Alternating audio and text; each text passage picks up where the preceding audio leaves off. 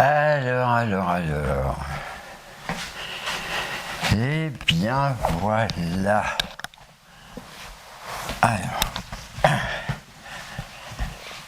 Drasté les teubés. Oupa.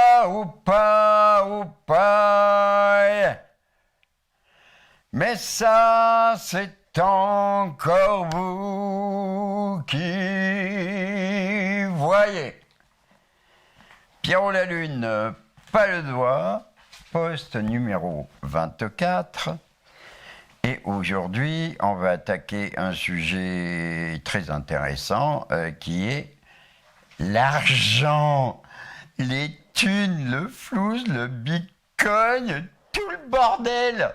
Le dollar, le yen, le machin, voilà, on va parler de l'argent et en même temps on va essayer de se marrer, malgré tout, parce que la spiritualité, comme je vous l'ai toujours dit, ça reste quand même un truc drôle, parce que la force a de l'humour, la vie a de l'humour, et qu'on va peut-être un peu se moquer des gens. Oui, je crains. Je crains absolument que je risque de me moquer un peu des gens. Mais j'assume, toujours avec amour. Hein. C'est-à-dire, si je me moque de vous, c'est parce que... c'est parce qu'il y a des trucs, vous êtes un peu comiques, quoi. Voilà. Pas tous, hein. Heureusement, il y en a plein qui se réveillent. Si vous me regardez, c'est que vous avez envie d'essayer de voir autre chose, déjà. C'est bien. C'est très, très bien. Donc, on va parler de l'argent. Alors, on va bien sûr parler de l'argent à travers des traditions spirituelles aussi. Donc voilà, donc alors ce que je vais vous dire là, pour commencer, eh bien oui, vous pourriez vous dire, bon après tout, il va nous parler de l'argent, ça reste un point de vue, machin, eh bien non, je vous affirme haut et fort que toutes les choses que je vais vous dire là ne sont pas un point de vue, elles sont un savoir, voilà. C'est un savoir que les gens je connaissent peu parce qu'ils n'ont pas envie d'aller y voir, ils n'ont pas envie de gratter, ils n'ont pas envie de comprendre, ils n'ont pas envie de ressentir. Et puis ça les arrange bien de dire oui, c'est un point de vue, machin, mais non, c'est pas un point de vue, c'est pour la plupart un savoir. Voilà. Alors on va commencer l'argent. L'argent. Alors en définition, à quoi ça sert? C'est quoi l'argent? Eh bien, l'argent, c'est un outil de transfert.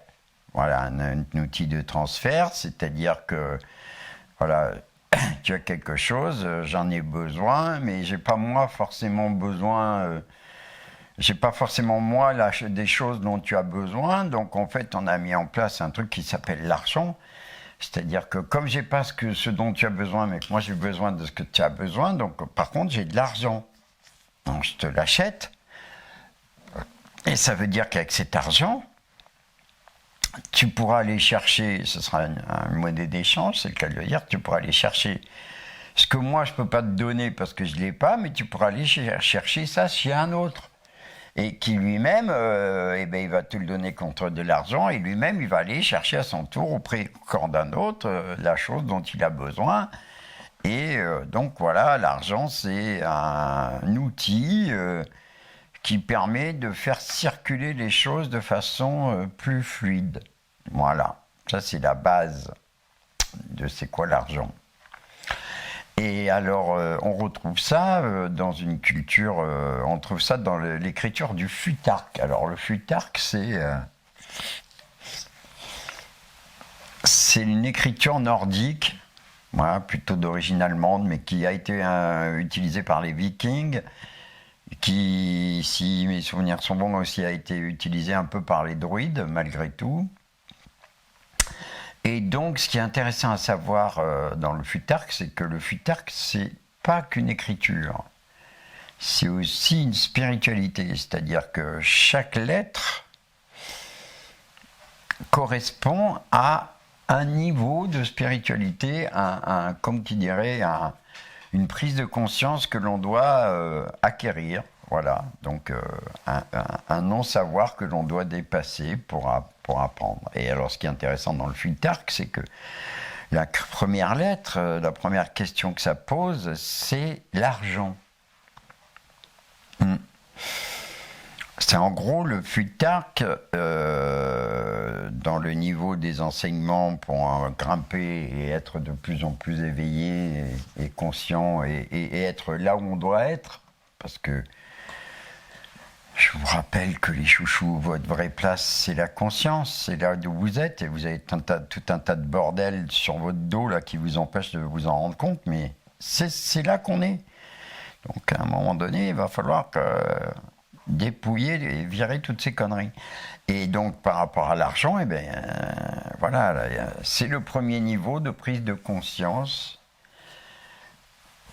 de cette énergie, parce que c'est une énergie, l'argent, c'est pas que du papier, c'est une énergie, et donc il faut comprendre cette énergie.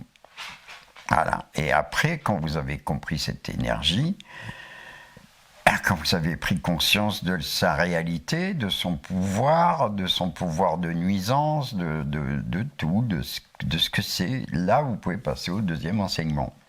Donc nous, notre société, en fait, quand on regarde bien, finalement, on se rend compte que nos sociétés n'ont rien compris à ce qu'est cette énergie qui est l'argent. C'est-à-dire qu'on est loin, là, les gars. Ouais, putain, on est super loin. On est au degré 0. C'est-à-dire que là, on est en train à peine d'essayer de comprendre nos sociétés, comment c'est l'argent, à quoi ça sert, comment ça doit être utilisé comme outil et comment ça fonctionne. Vous voyez ? On est des rasbots. Voilà. Pas tous, parce qu'il y a plein de gens, et sûrement il y en a parmi vous qui m'écoutez, qui sont des gens qui ont compris qu'effectivement l'argent c'était juste une énergie, et donc eux ils ont débloqué le stade 1, et puis ils ont continué à monter là, et puis après le nombre de stades n'a pas d'importance, c'est à chacun, il fait sa progression, tant qu'il progresse, tout va bien. Hein, la vie, on n'a pas de commentaire à faire sur la vitesse de progression. Chacun progresse à sa vitesse, mais le tout c'est d'avancer. Mais si on regarde ça d'un point de vue global, au niveau de la Terre et de l'espèce humaine globalement, on est quand même des gros teubés, quoi, parce que on a créé le capitalisme.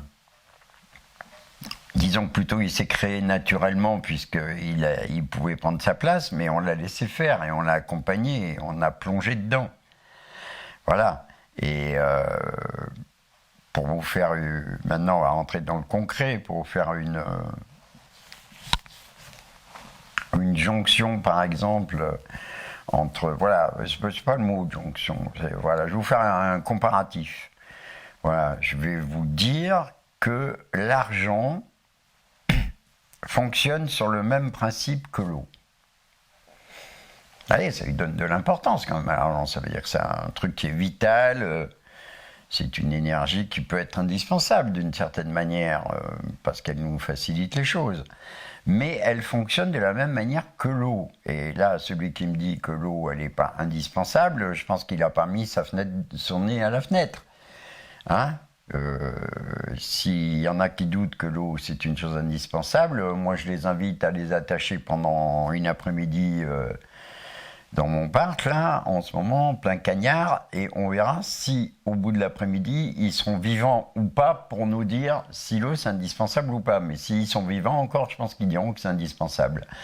Et ben l'eau et l'argent ça fonctionne de la même manière. Ça veut dire quoi ? Ben ça veut dire que l'eau c'est une chose qui fonctionne bien quand elle circule.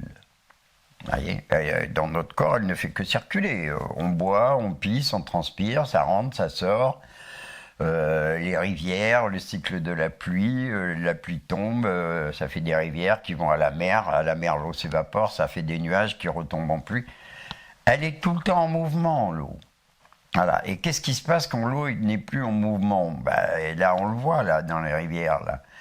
Dès qu'il y a des petites mares de flotte parce qu'il n'y a plus assez d'eau, ou vous voyez les petits points d'eau là qui sont non alimentés, non circulants, eh ben vous n'avez qu'à faire même le test chez vous. Hein, vous laissez un verre d'eau pendant 15 jours, vous verrez ce que ça donne. Et ben quand ça stagne, et encore nous l'eau du robinet elle est faite pour que ça stagne pas trop, quoi. pour que ça ne s'abîme pas trop. Mais l'eau, quand elle stagne, elle pourrit.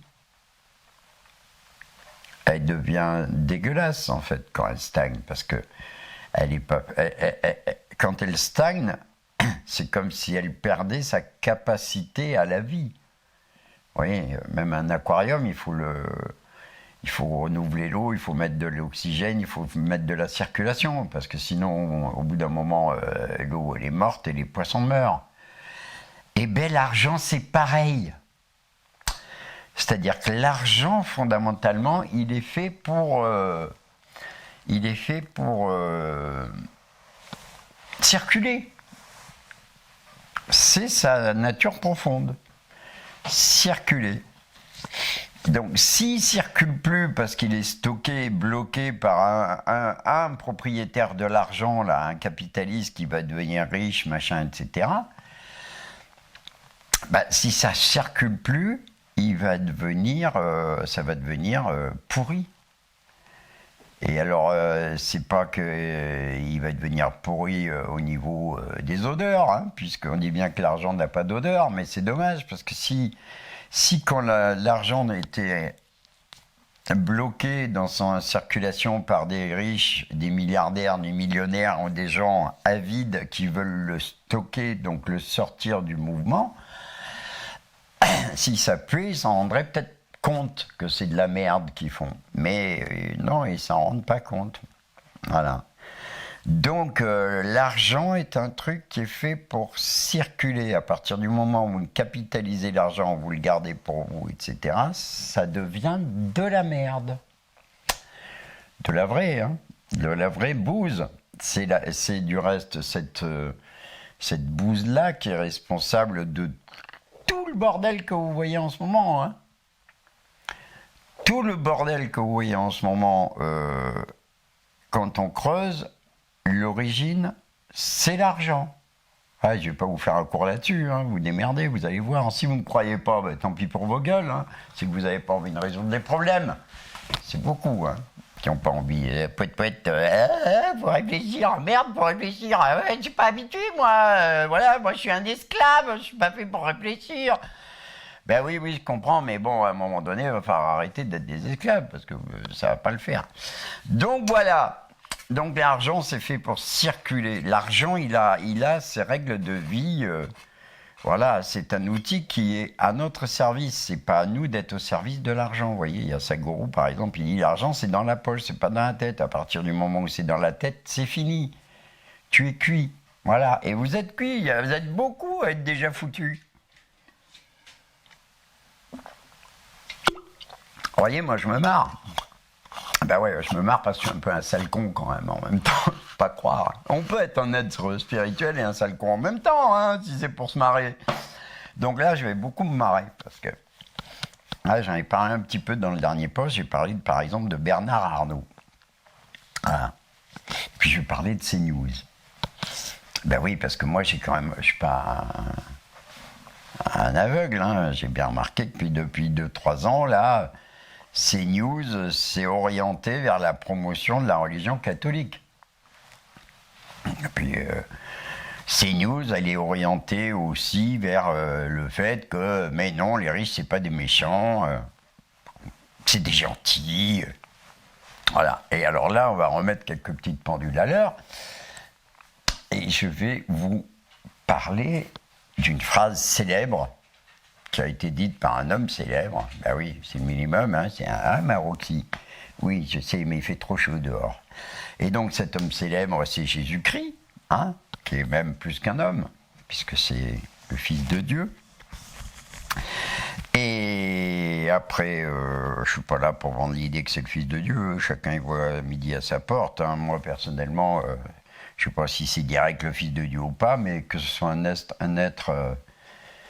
être céleste, un être d'amour, un être d'harmonie, d'intelligence et de bienveillance, oui, ça, j'ai pas de doute. Et qu'il sait de quoi il parle, parce que lui, il a des connaissances qui sont au-delà des nôtres, j'ai pas de doute non plus.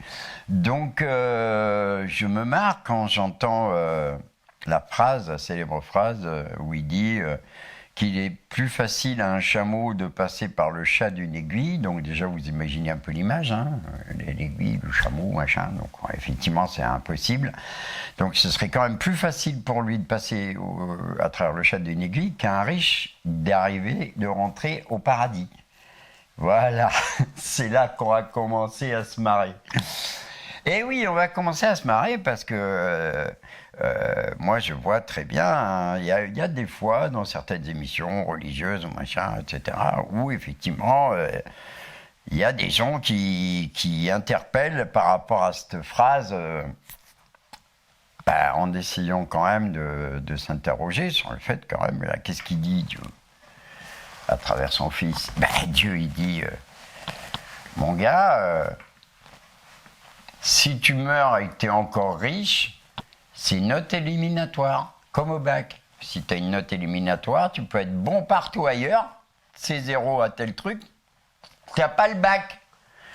Et là, qu'est-ce qu'il nous a enseigné, le Christ? Il nous a enseigné que quand tu es riche, c'est la note éliminatoire pour aller au paradis après. Voilà.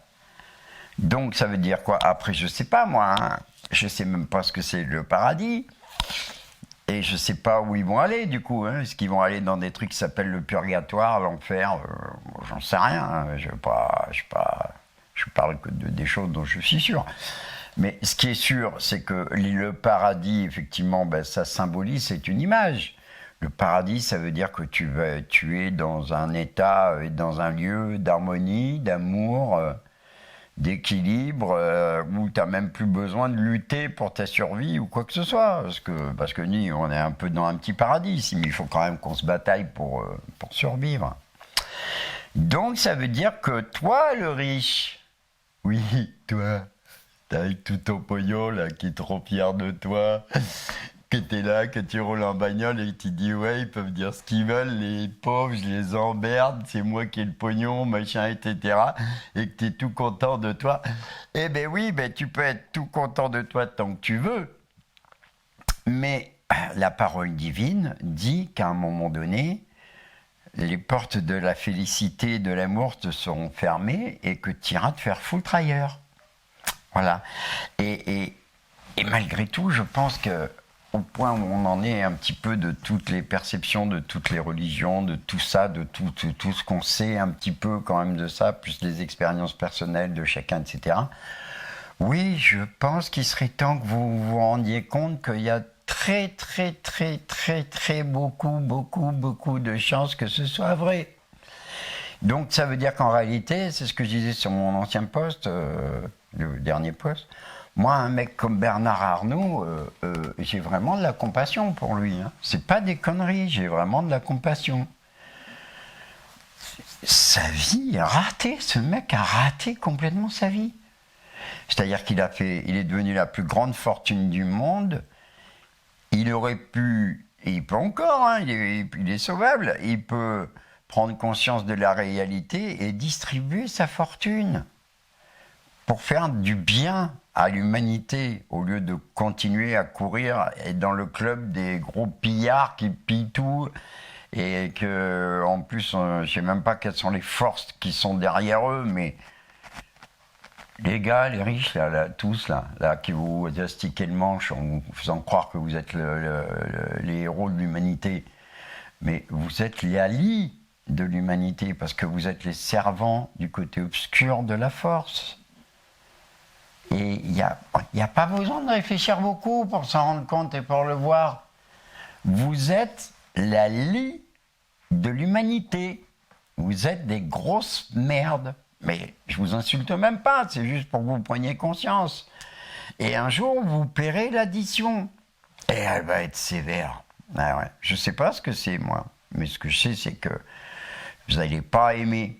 Voilà. Et même un mec comme Bernard Arnault, là, parce qu'ils font le lien avec la religion, il y en a plein, hein. J'imagine les riches, ils vont à la messe et tout, ils croient que ceci, et puis bon, ils pratiquent du satanisme peut-être en même temps à côté, hein, j'en sais rien. Je ne sais pas, mais ce que je sais, c'est que si l'autre, il croit qu'il va être sauvé parce qu'il a dépensé 800 briques pour refaire Notre-Dame, il se le met profond, hein. Ben oui. Parce que c'est pas ça, l'histoire. Ah oui. Dieu, il n'a pas dit, Jésus, il n'a pas dit, quand vous referez les églises qui ont été brûlées, vous aurez droit au paradis. Non, non, non.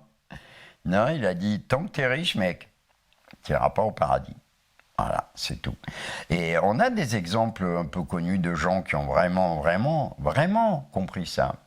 Il y en a un que j'aime beaucoup. Pour les plus âgés, vous avez tous connu, j'imagine, Ma sorcière bien-aimée, hein. Pip, pip, pip, pip, pip. Ah, ça vous rappelle des souvenirs.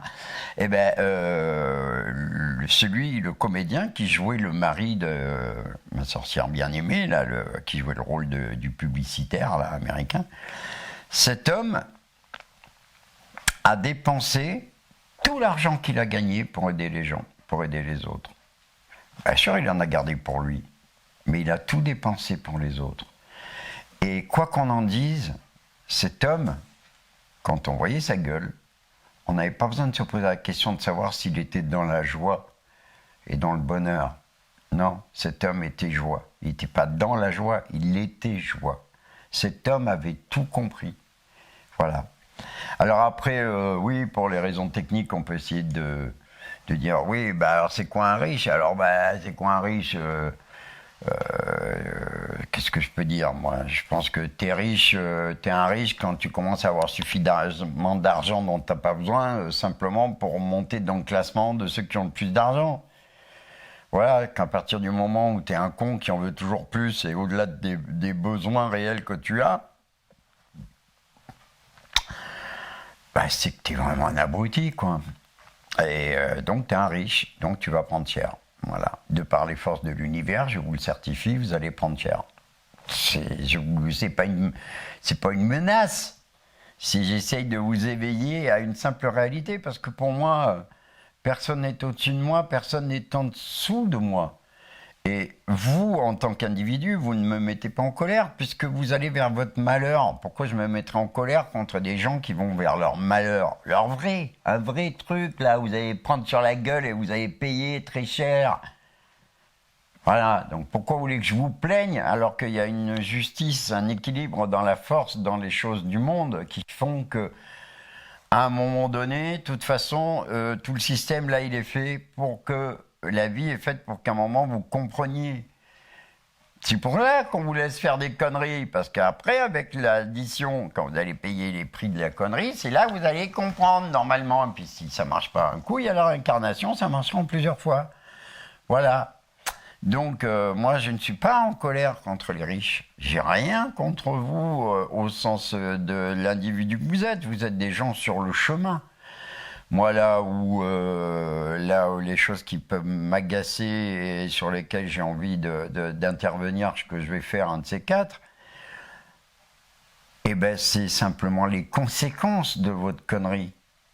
Les conséquences de votre bêtise, de teubé suprême. Voilà, parce que le problème, c'est que si c'était juste que vous gardiez l'argent, mais il y a d'autres choses qui vont se greffer par-dessus. Il n'y a pas que ça, c'est pas juste... savoir qui c'est qui a le plus de pognon, c'est que en fait ça vous donne goût à tous les travers, à tous les pouvoirs, toutes les choses malsaines que vous avez en vous et que vous ne pouviez pas faire parce que vous n'en aviez pas les moyens. Ben, l'argent vous révèle votre vraie nature. Et c'est aussi son rôle à l'argent de révéler notre vraie nature, c'est-à-dire que ben oui, il y a plein de choses, je les fais pas, mais c'est pas parce que j'ai pas envie de les faire, je les fais pas parce que je peux pas. Moi, je parle de l'argent. Mais pour moi, c'est plus clair. Je me suis toujours posé la question de ce que je voulais, donc c'est pas le problème.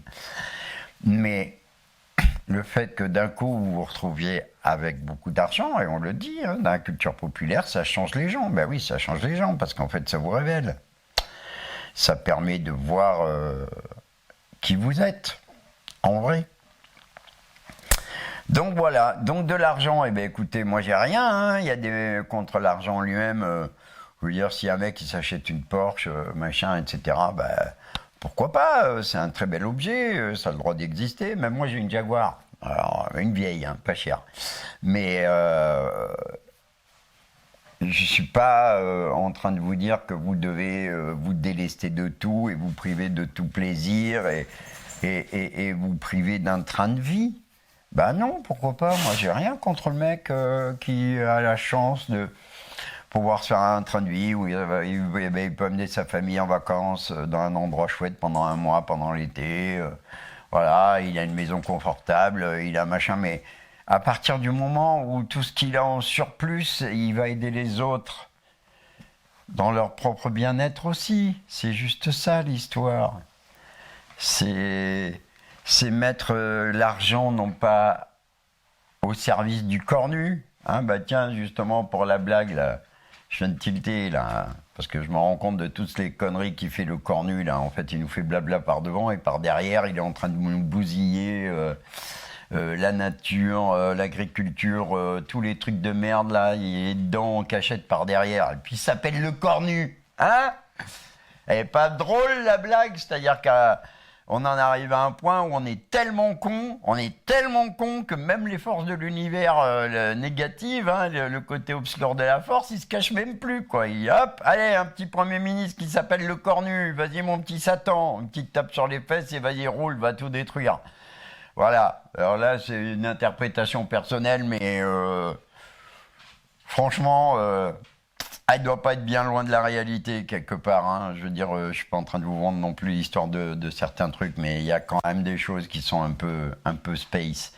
Donc voilà, et ben écoutez, voilà. Donc l'argent, c'est un outil. Je vous souhaite d'en avoir suffisamment pour faire de votre vie quelque chose qui est un minimum agréable, parce que c'est quand même bien aussi. Hein. Il n'y a rien qui interdit qu'on ait une vie agréable avec un peu de confort, machin. Voilà. Je dis simplement qu'à partir du moment où tu commences à juste l'accumuler pour avoir le plaisir de l'accumuler, eh ben tu vas pas au paradis, mon gars, parce que c'est une parole divine. C'est pas un truc que genre Jésus il aurait dit ça, parce qu'il y en a qui croient ça. Il y en a qui pensent que Jésus il avait trop transformé d'eau en vin aux noces de Cana. Et alors du coup, il s'est bourré la gueule et le matin, il s'est réveillé, il était encore dans les choux, toi, il était encore bourré, il était sous un arbre, là. Là, il a vu une femme qui faisait de la couture, il a vu un chameau et d'un coup, ça lui a dit « Ah bah tiens, si le chameau est passé donc là, mais il peut pas, hein, les Russes, c'est pareil !» Voilà, non, c'est pas comme ça qu'il l'a dit. Non, non, il n'a pas dit le lendemain d'avoir pris une cuite en étant bourré pour... Non, il vous a donné un vrai enseignement. Pour vous sauver les miches. C'est même pas pour vous sauver les miches, c'est pour vous faire gagner du temps. Pour vous faire comprendre que l'argent, il doit être utilisé pour ce qu'il est. Et il doit être utilisé pour aider à la création de Dieu. C'est ça l'histoire. Quand vous aidez quelqu'un, quand vous dépensez du pognon pour faire une réserve naturelle, quand vous dépensez votre argent pour faire le bien, pour faire des belles choses, c'est là que vous êtes dans la vraie foi, dans la vraie relation à Dieu. Parce que là, vous dépensez votre argent pour aider la création de Dieu, pas pour la détruire. Et c'est ce que vous faites, tous les capitalistes, là. Vous détruisez la création divine. Et vous croyez que vous allez vous en sortir comme ça, en allant négocier une fois que vous serez mort. Eh bien, je suis désolé pour vous. Enfin, je suis même pas désolé pour vous, tant pis pour votre gueule, hein, c'est votre vie. Mais ça ne va pas marcher. Eh oui, vous êtes dans la merde, les gars.